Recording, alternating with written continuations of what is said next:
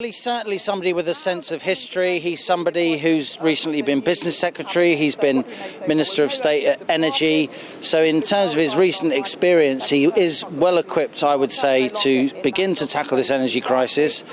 His likely government colleague, Jacob Rees-Mogg, has been with energy companies for a lot of today, planning this energy price cap, which we just heard about. I think prices will be capped at where they were in April, around £2,000 per year for the typical household, or maybe a little bit more, with some kind of lease-back scheme where energy companies take on big loans. They're not on the government balance sheet, but the government's standing behind them in order to try and deliver energy at prices below those highly elevated wholesale prices for households and indeed businesses across the UK. That's the big news today, I think, not confirmed but briefed, that businesses will also be benefiting from this energy reform package, because that Ofgem energy price cap that we've talked about endlessly over recent months, that doesn't apply to business.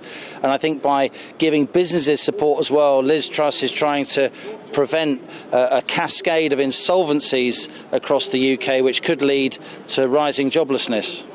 Yeah, and you know, when we're talking about these caps, etc., it's wonderful news for us potentially as those that are paying the bills. But what will that do, though, to the demand, Liam? Because this is one of the things that concerns me a little bit. If you keep the prices low, isn't that just going to push demand up, and then around and around we go?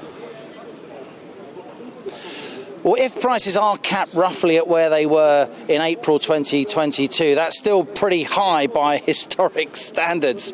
So there should be some what we call demand destruction, people using less energy, you know, nagging the kids to turn the lights off and taking shorter showers, businesses finding different ways to do processes that are less energy intensive and so on. So I think some of that incentive will be there. But we're right to focus on the cost of this. This is going to cost, 70 to 100 billion pounds. That's more than the cost of furlough. To put that in context, Michelle, we spend roughly 140 billion quid every year on the NHS. So an extra 100 billion, that doubles UK government borrowing in a single year. We are seeing some of the implications of that on financial markets. The pound has been bottoming out at the lowest since 1985, around $1.15, and also the cost of government borrowing on those financial markets is going up. It's the highest now it's been since 2011 in the aftermath of that global financial crisis.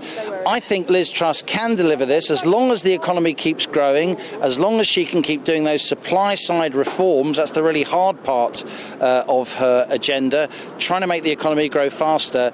Then I think the financial markets will, for now, give her the benefit of the doubt.